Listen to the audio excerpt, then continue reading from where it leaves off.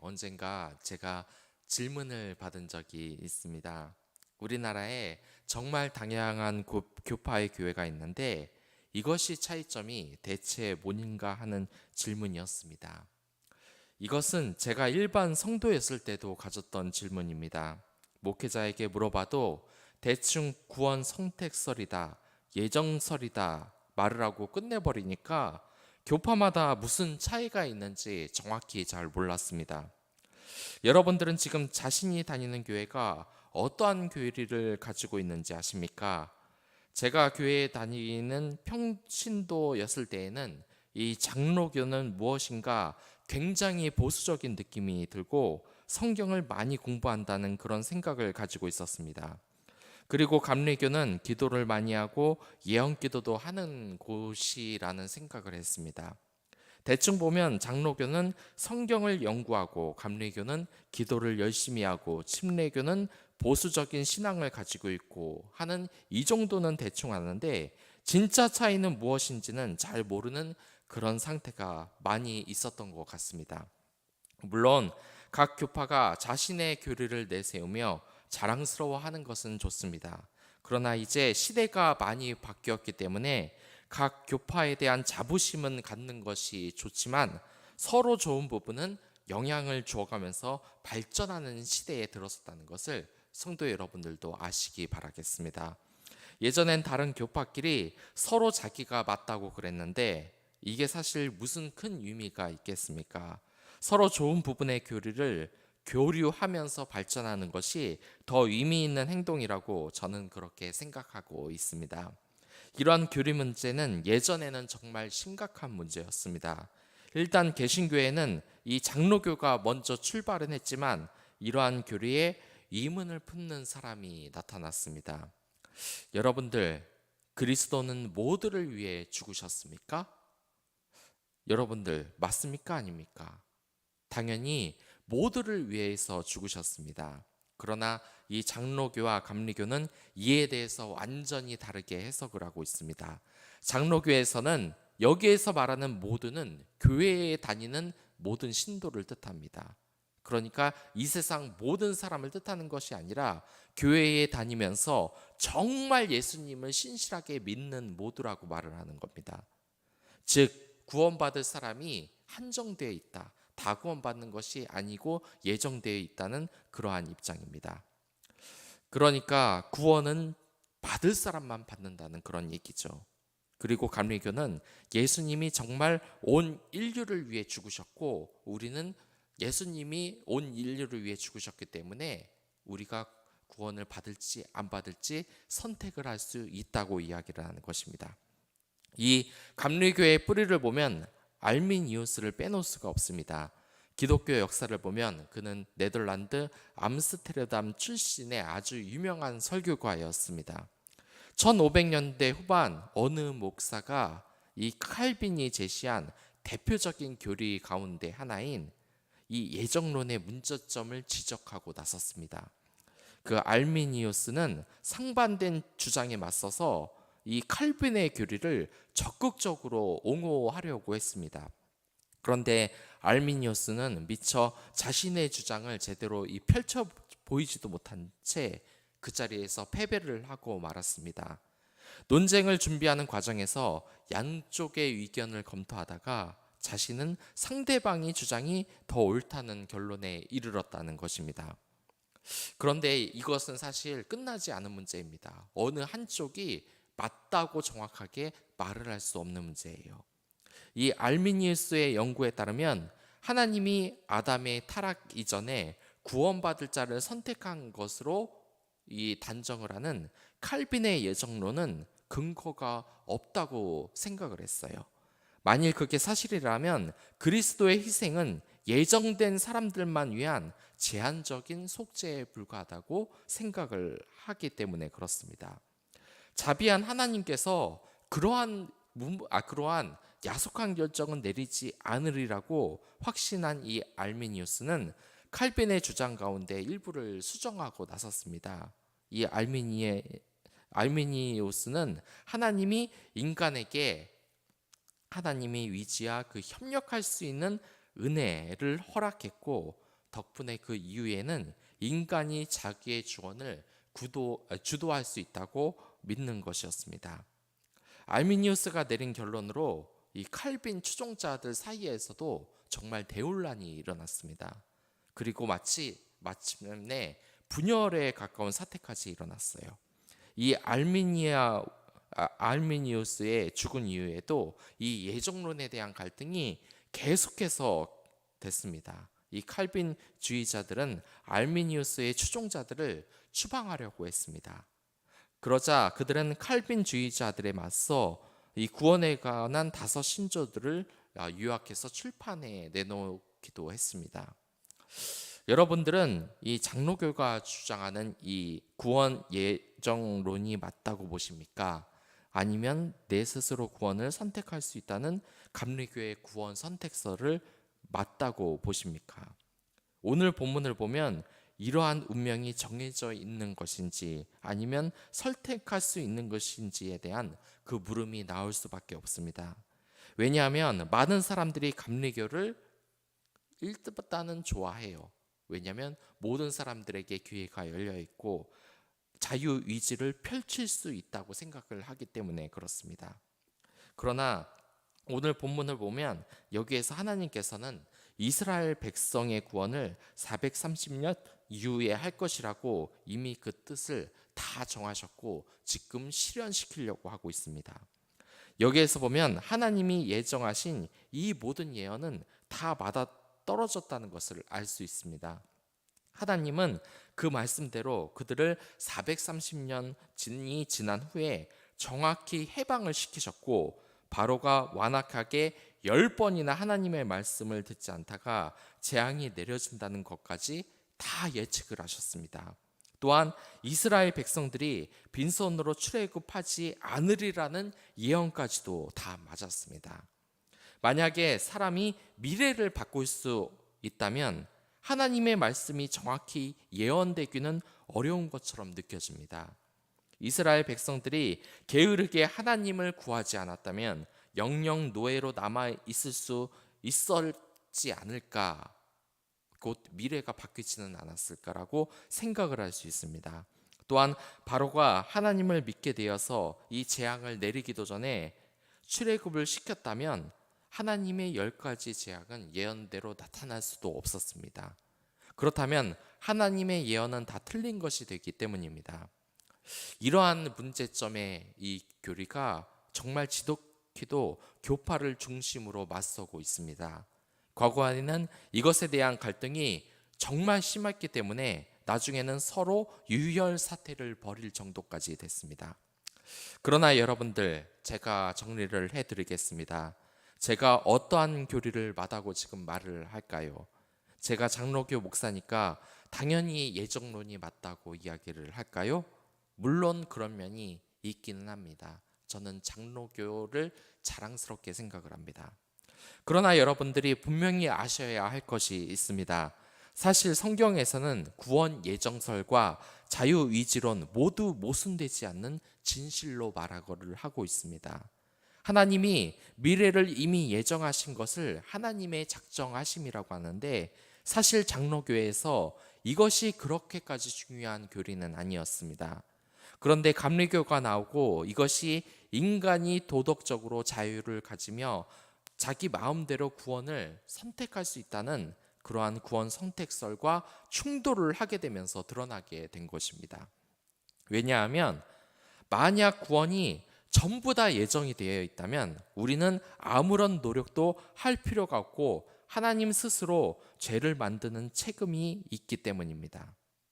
여러분들, 나는 내가 어떻게 하더라도 죄를 지을 운명이기 때문에 이건 하나님 잘못이지 내 잘못이 아니라는 말이 성립이 된다는 것입니다. 그러기에 하나님께서는 결코 악을 만드시는 분이 아니십니다. 하나님께서는 성경에서 끝없이 악한 일을 하지 말고 선한 일을 하시라고 말씀을 하시는데 스스로 악을 만들어낸다는 것이 이게 말이 되냐는 것입니다. 그러나 하나님은 하나님의 뜻을 인간의 노력에 의해 이루어져 가는 것을 이용을 하세요. 이것은 절대 모순되는 사실이 아닙니다. 바빙크 역시 이러한 두 가지 교리가 모두 정당하고 은혜가 있는 것이지 전혀 충돌하지 않는 것이라고 이야기를 했습니다. 장로교의 예정설은 우리가 이미 구원을 받았고 그 사실이 전혀 변하지 않는다는 사실을 알려줍니다. 이것이 정말 얼마나 은혜로운 사실입니까? 내 자신이 초라하고 쓸데없이 느껴진다고 생각을 해도 알고 보니까 나는 왕의 자녀이고 영원히 하늘나라의 축복을 누리는 영원한 안식이 이미 예정되어 있습니다. 그 축복의 자녀라는 사실을 떠올릴 때마다 우리는 그 은혜에 대해서 주님께 찬양을 할 수밖에 없는 것입니다. 또한 감리교의 성택설 또한 그렇습니다. 내가 스스로 하나님의 사랑을 깨닫고 어떻게 하면 하나님을 기쁘게 할까? 하나님을 위해서 스스로 성경을 읽고 기도하고 또한 불쌍한 영혼들을 돕고 그들이 아픔을 당할 때 기도하면 하나님께서는 그들을 구원해 주신다. 이렇게 적극적으로 하나님께 부탁하며 이 세상에서 하나님 나라를 만들어 간다는 이 나의 사역이 얼마나 아름다운 것입니까? 지금 출애굽에서 이야기도 그렇습니다. 이 이야기는 예정설과 선택설을 동시에 이야기하고 있습니다. 여기에서는 첫 번째로 먼저 불변성이 이야기되고 있습니다. 이것은 하나님의 속성인데 하나님이 결정한 일은 절대로 변하지 않는다는 이야기입니다. 인간의 계획은 자꾸 변경되기 마련입니다.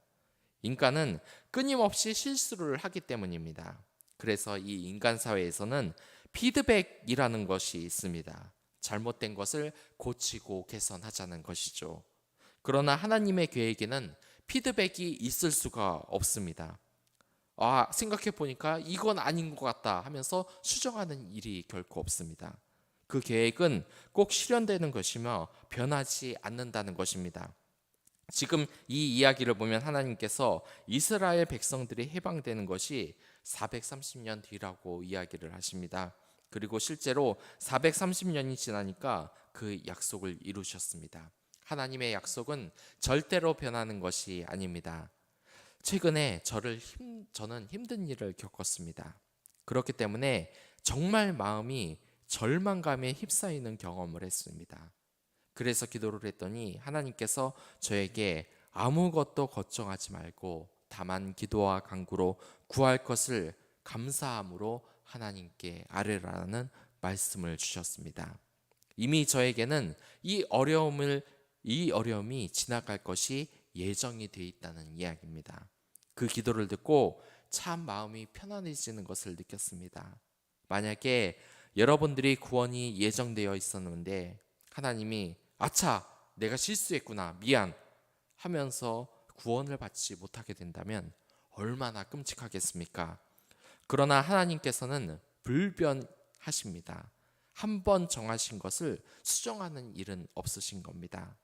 회사에서 여러분들이 어디 결정을 한번 내리려고 해보십시오. 많은 이사진들이 반대하면 그 결정은 따를 수밖에 없는 겁니다. 미래의 계획을 수정할 수밖에 없습니다. 그러나 하나님이 예정하신 계획은 절대로 바뀌는 법이 없습니다. 시편 33편 11절의 말씀 여호와의 도모는 영영이 서고 그 심사는 대대에 이르리로다. 지금 하나님께서는 이집트의 10번째 마지막 재앙을 예고하고 계십니다. 그리고 이 모든 말씀이 이제 성취될 것입니다. 이것이 이제 변하지 않을 것입니다. 악한 이들은 장자를 잃고 선인들은 이제 자유를 얻는다는 이 은혜로운 사실은 불변하지 않습니다. 여러분들이 하늘나라의 자녀로서 축복을 받는다는 그 사실은 불변하고 변하지 않는 것입니다. 그리고 두 번째로 무조건성입니다. 저는 세상을 살면서 하나님을 참 많이 원망했던 것 같습니다. 왜 나를 더 똑똑하게 만들지 않았을까 하는 원망이었습니다. 더 똑똑했으면 이거보다는 더 고생을 하지 않았을까? 그리고 우리 사회를 보면 이러한 사회적인 원망이 정말 많은 것 같습니다. 가장 대표적인 것이 이 흙수저 금수저 헬스 조성 같은 말입니다. 왜 나는 금수저가 아니라 흙수저로 태어났을까? 대학교 때 같이 공부하는 학생은 부모님 돈으로 유학도 하던데 또 왜 한국같이 죽도록 공부해야 되고 일만 하는 곳에서 태어났을까? 좀 쉬면서 여유 있는 곳에서 왜 태어나지를 못했을까? 나는 왜 더 키가 크고 잘생기게 태어나지 않았을까? 이러한 원망을 하면 정말 끝도 없습니다. 그리고 성경을 읽을 때에도 정말 이해가 안 가는 것이 많았습니다. 아브라함은 자기 목숨을 위해서 아내를 자기 여동생이라고 속이고 자기 아내를 다른 남자에게 주었습니다. 이삭도 마찬가지 일을 했죠. 저는 그게 너무나 충격이었습니다.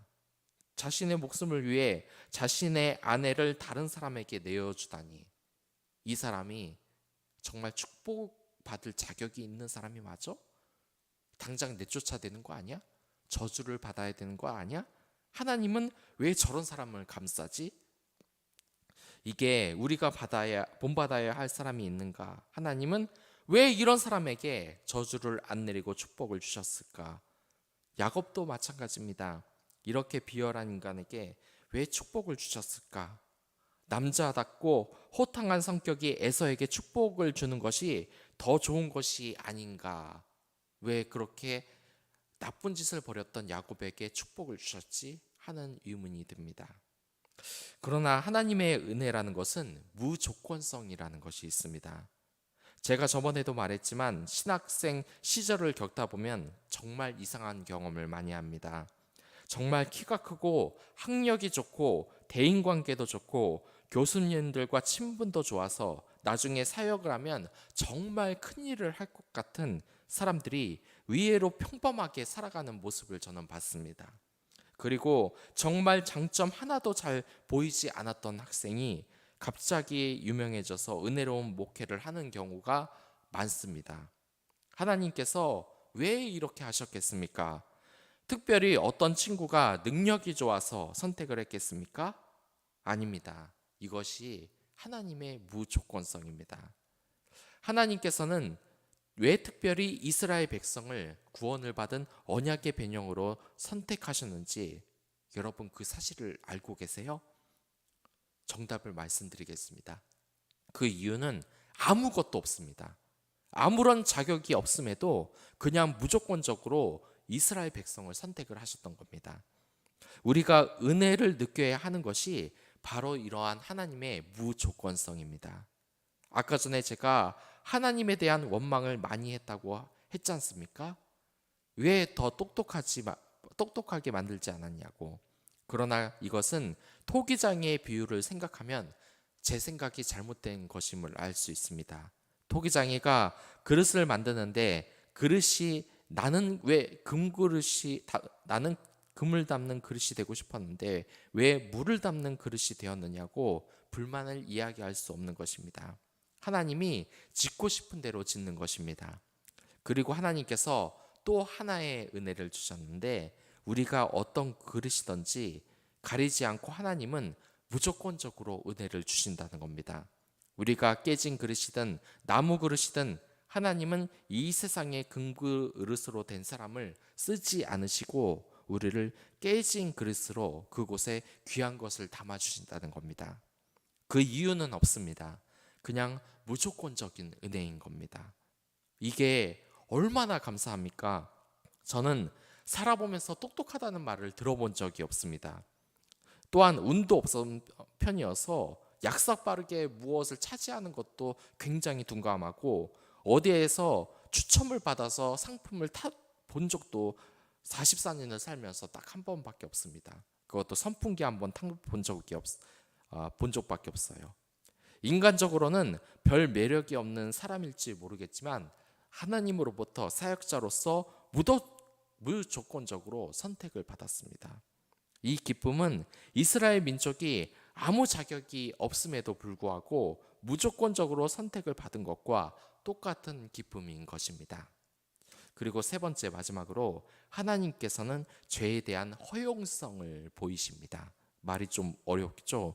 이것은 우리가 하나님을 따를 자유도 있고 하나님을 거부하고 죄를 지을 자유도 있다는 것입니다. 감리교가 주장하는 같은 것이죠. 하나님은 왜 우리에게 죄를 지을 이 가능성을 열어주셨을까요? 그것은 자유의 가치를 우리에게 주고 싶었던 것입니다. 저는 어렸을 때 정말 공부를 안 했습니다. 그도 그럴 것이 공부를 하라고 억지로 책상에 앉아 있는 것이 너무도 괴로웠기 때문입니다. 그래서 부모님이 억지로 공부를 시킬 때마다 학교에서 억지를 자율학습을 시킬 때는 정말 죽을 것 같았습니다. 정신병이 날 것 같았어요. 집에 가서 TV를 보고 게임도 하고 쉬어야 되는데 이걸 억지로 해야 되니까 말입니다. 더군다나 억지로 붙잡아 둬야 된다고 공부를 할 것 같습니까? 저는 절대로 안 했습니다. 그냥 시간을 때우다 가는 것이었습니다. 만약에 이 세상의 모든 부모들이 자녀에게 공부가 중요하다고 20살이 되도록 아침 7시에 일어나게 해서 밤 10시까지 하나하나 감시하면서 억지로 공부를 시킨다면 공부를 하는 학생의 상당수는 아마 성적이 조금은 오를지는 모르겠지만 정신분열증이 생길지도 모릅니다. 또한 반항하면서 학교를 그만둘지도 모릅니다. 하나님이 죄에 대해서 허용하시는 것도 이해와 같습니다. 하나님이 스스로 만드는 이 선한 것을 억지로 우리에게 선택을 하라고 하면 우리는 자신이 누구인지도 모르는 그냥 컴퓨터와 같아요. 기계와 같아요. 입력시켜주는 대로 따라하는 꼭두각시로 살아가는 것이기 때문입니다. 하나님은 우리 스스로 하나님을 사랑하기를 원하시지 또한 하나님이 억지로 자신을 사랑하라고 강요하시길 원하지 않는 것입니다. 그것은 또 하나의 폭력이니까요. 그리고 우리의 자아의 정체성을 인정하는 일이 아니기 때문입니다. 그렇기에 이 죄에 대한 허용성이 있다는 것은 우리가 죄를 지으면 그것에 대해 스스로 책임을 져야 된다는 것도 말하는 것입니다. 하지만 이것이 나쁘지 않은 것은 우리 스스로 죄를 짓는 것이 아니라 스스로 하나님을 사랑할 수 있다는 뜻이 되기 때문입니다. 즉 억지 사랑이 아니라 우리 스스로 만들어가는 아주 자체적인 사랑을 만들 수 있다는 것이죠. 오늘 하루 여러분들은 마음속에 어떠한 사랑을 만들어 가겠습니까? 오늘 만나는 많은 이웃에게 그 사랑을 한번 그려 보십시오. 그 작품을 보시고 하나님께서 기쁜 미소를 아마 여러분들에게 지어주실 겁니다. 우리는 장로교의 예정서를 따라 모두 하나님의 구원을 받은 자녀입니다. 그리고 이 감리교의 선택서를 따라 자유롭게 하나님과 이 세상 사람들에게 사랑을 전할 수 있습니다. 그 은혜를 기뻐하며 늘 하나님 사랑과 이웃 사랑을 실천하는 여러분들이 되기를 바라겠습니다. 예, 그럼 다 같이 기도하도록 하겠습니다. 하나님 아버지 감사합니다.